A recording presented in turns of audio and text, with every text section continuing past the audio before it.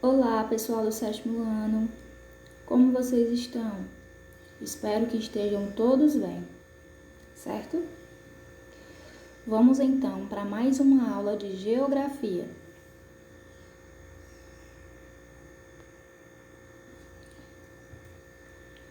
Então, daremos continuidade, aos estudos do capítulo 6, Brasil, movimentos migratórios. Hoje nós vamos observar os tópicos das páginas 136 a 138.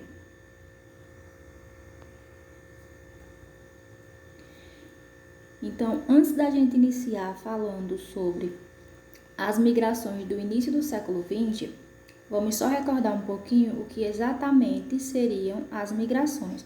O que exatamente é a migração? A migração, de uma forma simples, ela nada mais é do que um movimento, do que um deslocamento de um ser, o deslocamento das pessoas, certo? Essa movimentação que acontece de um ser ou de um grupo de pessoas dentro de um território na superfície terrestre, ou seja, dentro do globo terrestre em si, ok? Dentro do planeta. Lembrando que essas migrações elas podem ser internas, dentro do seu próprio país, dentro da sua própria nação, ou elas podem ser externas, quando você vai fazer esse movimento de migração de uma nação para outra, ou seja, de um país para o outro, né? E a gente viu diversas categorias na aula anterior. Então, vamos pautar desse ciclo econômico, que seria o ciclo do café e a sua influência nesses movimentos de imigração no território brasileiro. Então, o ciclo do café no Brasil teve seu começo em 1727, início do século XVIII, quando chegaram ao país as primeiras mudas. Essas mudas, pessoal, são relacionadas às primeiras mudas, às primeiras plantinhas que chegaram do café no Brasil. Lembrando que já era um produto comercializado na Europa, certo? Então, durante muito tempo, o produto foi plantado para o consumo doméstico, ou seja, por vários anos, a produção do café. Essa produção do café, pessoal, a gente está falando de plantar essa muda, essa planta cresça, dê os seus frutos, e aí então, depois de um processo, fazer aquela bebida que a gente conhece enquanto café.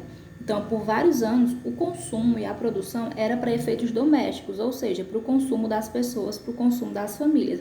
Não era visto como uma renda mundial, como aconteceu algum tempo depois.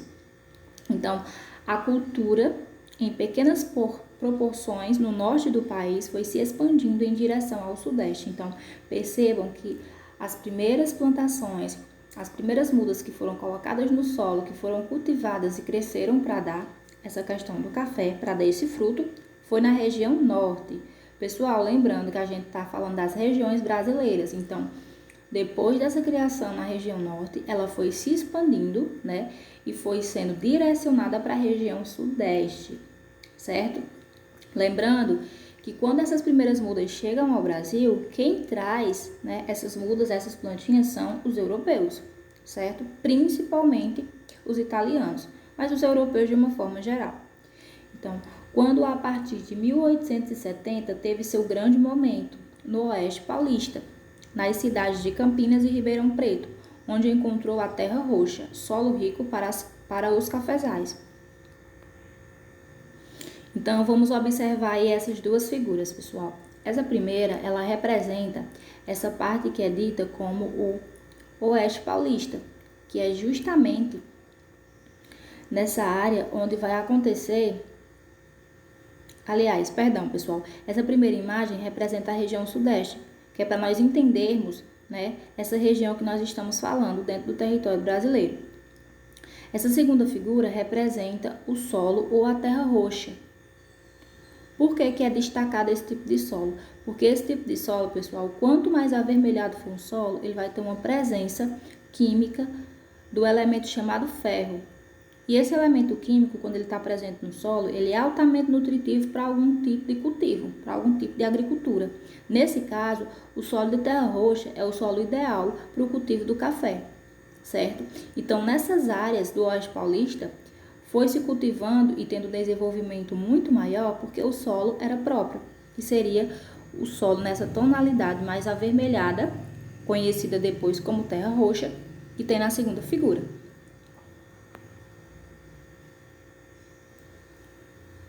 Migrações do início do século XX. A produção do café nas lavouras não era tão atrativa para os brasileiros. Foram trazidos ao Brasil os europeus para trabalhar com o café. Ou seja, como a gente estava vendo os ciclos migratórios, ou seja, cada incentivo econômico que ocorria em uma parte do país atraía as pessoas para irem até lá trabalhar, né? Por uma questão econômica, uma melhoria de vida. A gente viu o nordestino com grande destaque com relação a essa movimentação, e anterior ao ciclo do café, nós tivemos o ciclo econômico da cana-de-açúcar, certo? Então, no início, né, essa produção do café, pelo fato também de não estar sendo tão vendida, né, vendida na Europa, como a gente vai ver mais à frente, que foi comercializada na Europa e aí gerou bastante dinheiro para o Brasil, então não era um atrativo econômico para as pessoas que já viviam no Brasil.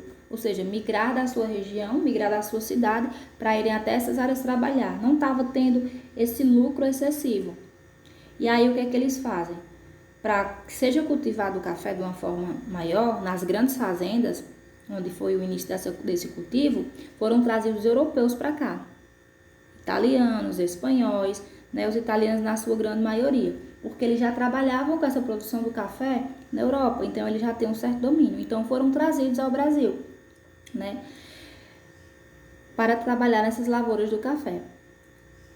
Principalmente os nordestinos que sofriam com os problemas das secas. E aí, quando essa produção do café ela começa a aumentar, essa renda começa a ficar maior, começa a ter essa comercialização na Europa, começa a ser então um ciclo econômico bem atrativo. E aí as pessoas do Brasil começam a perceber e começam a migrar em busca de empregos nessas lavouras também, que ficavam centradas nas grandes fazendas dessas regiões do Oeste Paulista.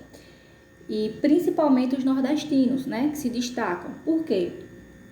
É no sentido, pessoal, da gente sempre lembrar que o Nordeste sofria, além do problema econômico básico da falta de emprego, tem a questão das secas, porque recordando da aula anterior, a gente sabe que a base nordestina foi por vários e vários anos e ainda hoje persiste, mas não com tanta força, era a agricultura.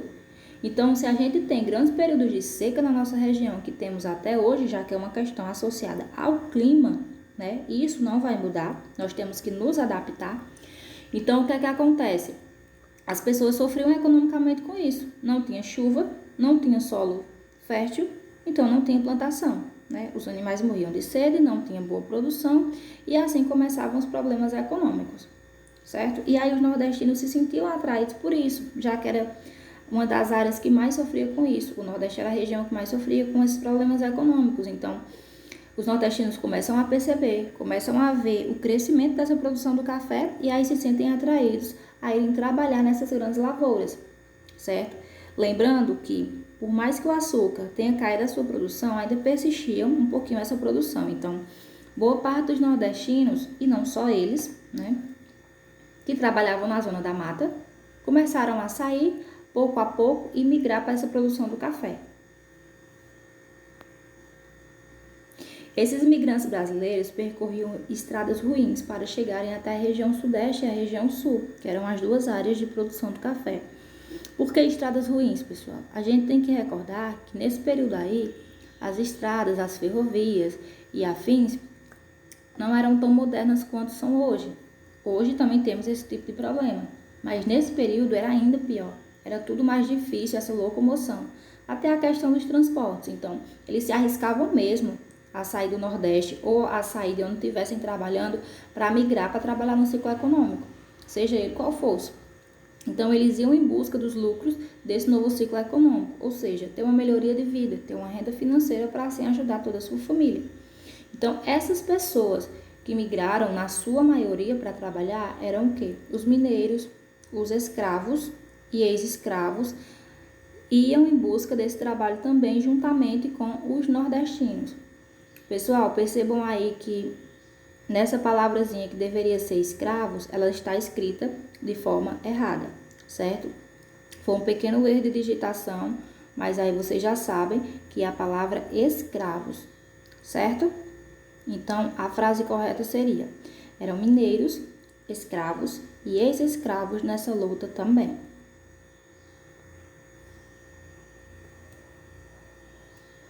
Olha só, pessoal, então, essa figura, ela representa um mapa dessa área do Oeste Paulista que estamos falando com relação ao início, ao grande desenvolvimento do café no Brasil, certo? Percebam aí essa área que tem nesse tom amarelo mais clarinho, né, que representaria o Planalto Ocidental Paulista.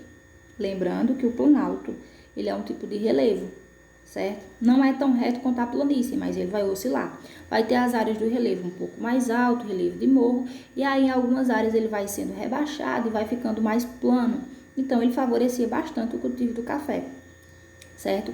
Então essa área, nesse amarelo mais destacado, amarelo mais clarinho, ele representa o Planalto Ocidental Paulista, que é justamente a área onde se concentravam as grandes fazendas, as grandes produções de café, certo? O solo favorecia, o relevo favorecia, assim como o clima também.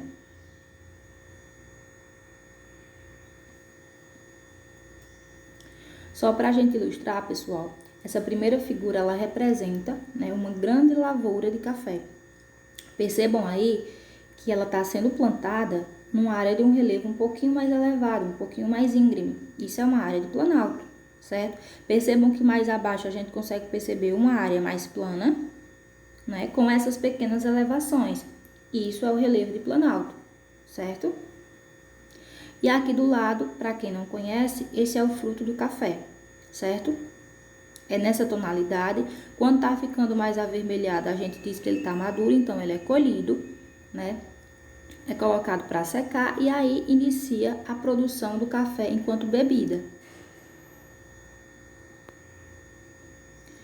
Então, o café foi por muitos anos um produto que gerou bastante dinheiro para o Brasil, certo?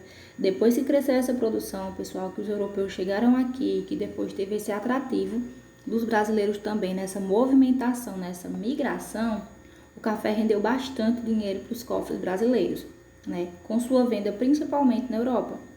Mas aí ele começa a sofrer uma queda. De todos os ciclos econômicos, o café, pessoal, foi o ciclo econômico que durou menos tempo. Porque em 1929 começa a cair, pois o valor da saca, o que é essa saca? O saco do café, cai no mercado europeu. Em qual sentido? Nos Estados Unidos, nesse período aí, começou a ter o evento da queda da Bolsa de Valores. Ou seja, a questão do quanto valia o dinheiro, do quanto valia a saca do café, ela foi perdendo seu valor na Europa. Lembrando que o Brasil não era o único produtor.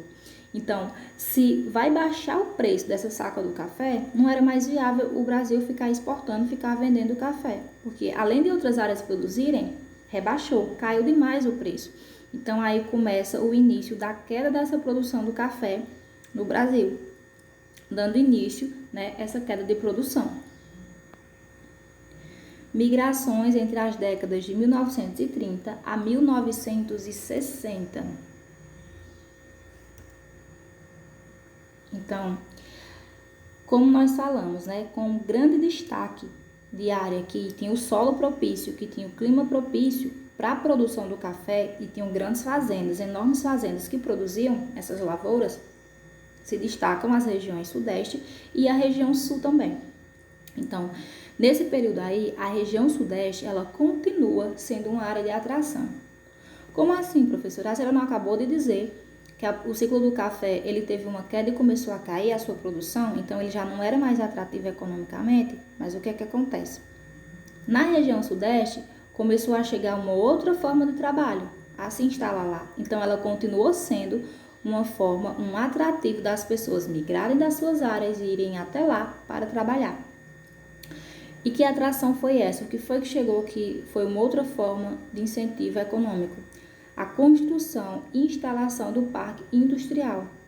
Primeira área do Brasil a utilizar as grandes indústrias. Que primeira área do Brasil foi essa? Aconteceu em São Paulo. Lembrando, pessoal, que quando a gente fala em revolução industrial, a gente está falando um período pós-guerra, certo? Então, essa revolução industrial, essa chegada das indústrias, as indústrias melhorando, com melhores equipamentos, produzindo muito mais, e aí vai ter uma escala de melhorar a economia, né? De melhorar a produção, de melhorar a venda. Quando esses parques industriais eles chegam ao Brasil, porque já era um trabalho visto em outros países, se aloja a revolução industrial, a produção industrial, ela se aloja inicialmente em São Paulo. E se a gente recordar, São Paulo está dentro da região sudeste. Então, a região sudeste ela permanece sendo um atrativo para esses trabalhos, porque quando os parques industriais chegam, vão gerar empregos, né? As máquinas, as ferramentas das grandes fábricas, das grandes indústrias, independente de ser uma indústria que trabalhava com produção de tecido, se era uma indústria que trabalhava com a produção alimentícia, se era uma indústria que trabalhava com a produção de peças para carros, necessitava de pessoas para trabalharem. E aí, mais uma vez, o Sudeste chama as pessoas a esse trabalho, né? Ela atrai as pessoas para isso. E aí, então, a gente começa um grande destaque para a migração interna, ou seja, as pessoas do Brasil migrando entre regiões e regiões em busca desse trabalho. Isso já acontecia, mas percebam que na produção do café, o grande trabalho, né, essa grande movimentação era do pessoal vindo da Europa para trabalhar no Brasil. Beleza? Só para ilustrar, pessoal, essa primeira imagem, ela representa uma pintura, né? Uma fotografia bem antiga que representam os primeiros parques industriais do mundo inteiro. Esse aí é um modelo europeu. Mas quando chegou ao Brasil, era basicamente isso. Chegando a São Paulo, né? As grandes fábricas, as grandes indústrias, com as grandes chaminés, exalando essa grande fumaça, um problema que a gente tem até hoje. E aí do lado, nessa segunda figura, nós temos o pau de arara. Professor, e o que é isso? Eu sei que vocês são de uma geração mais nova, nós somos de uma geração onde os transportes estão mais fáceis. O pau de arara, pessoal, ele nada mais é do que um transporte coletivo, né? A gente usa os ônibus, por exemplo, isso já acontecia nesse período, mas era uma questão econômica mais distante, as pessoas passavam muito mais necessidades, precisavam migrar, né, em busca desses trabalhos. E percebam que até hoje esse tipo de transporte coletivo para transportar as pessoas ele ainda existe. A gente sabe que em cidades pequenas, em áreas rurais, principalmente da região Nordeste, ele ainda é utilizado.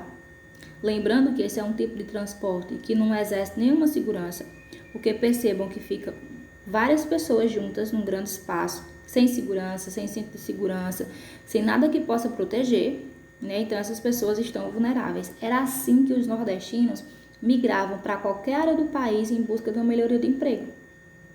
Se fosse trabalhar na zona da mata, lembrando que a zona da mata tinha boa parte na região Nordeste, mas as pessoas precisavam, né, transitar, circular nessas áreas, e para chegar até lá utilizavam os paus de arara, certo?